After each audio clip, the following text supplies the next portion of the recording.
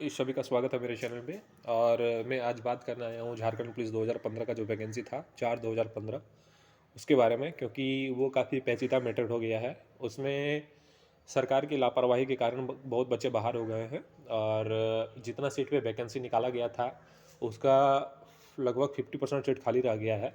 और जो प्रोस्पेक्टस था उसमें क्लियर लिखा गया था कि पूरा सीट को भरा जाएगा, लेकिन फिर भी अभी तक कोई सरकार का जो है विचार नहीं आया है उस पर कि क्या किया जाए बच्चों के साथ। और जो कोर्ट केस चल रहा था उसका डेट 29 को दिया गया है, 29 नवंबर। तो मैं उसी के बारे में बात करने आप लोगों से आया हूँ कि 29 तारीख को क्या हो सकता है आप लोगों के साथ। तो देखिए, मेरे बात पे थोड़ा बुरा लग रहा होगा, क्योंकि मैं जो बोलने जा रहा हूँ वो झारखंड सरकार का असलियत है। मैं बात करता हूँ सबसे पहले आपको सिक्स जेपीएससी को लेके।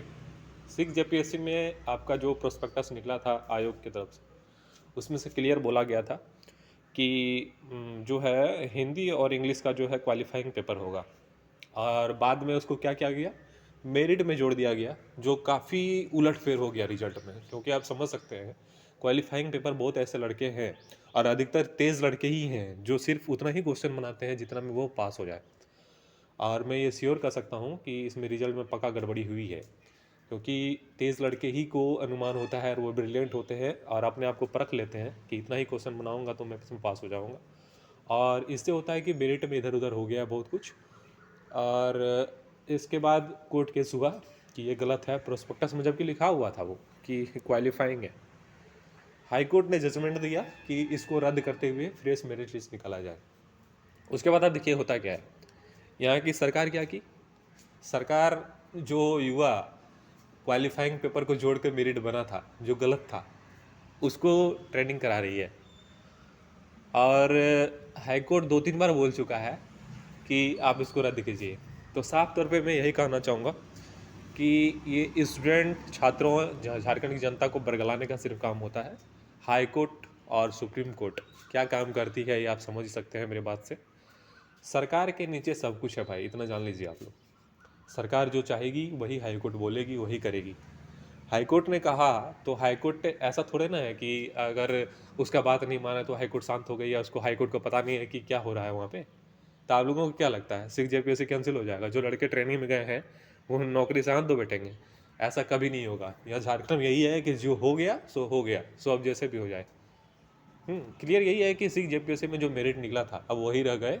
और जो मेरिट वाले लड़के थे वो केस जीतने के बाद भी, हाई कोर्ट ऑर्डर देने के बाद भी ऐसे ही भटक रहे हैं। मैं मिला हूँ सिक्स जेपीएससी 7 का प्रोटेस्ट में गया था तो सिक्स जेपीएससी के बच्चों से भी मिला। वहाँ पता चला कि क्या स्थिति है उन लोगों की। अच्छे अच्छे नंबर ला के लड़के बाहर हो गए।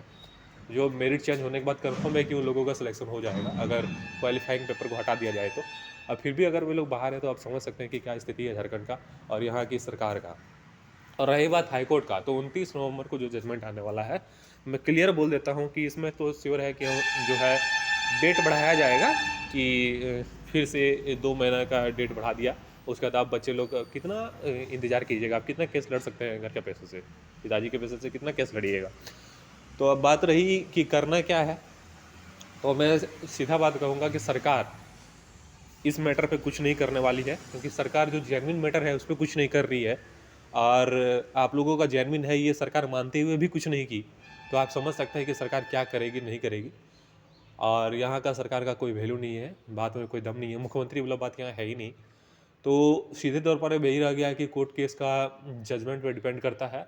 लेकिन मैं सही बात बता देता हूँ कि अगर कोर्ट केस का जजमेंट पॉजिटिव आ ही जाता है कि आप लोगों का ज्वाइनिंग कराया जाए, तो भी सरकार जो है कुछ नहीं करेगी, इतना आप मान के चलिए।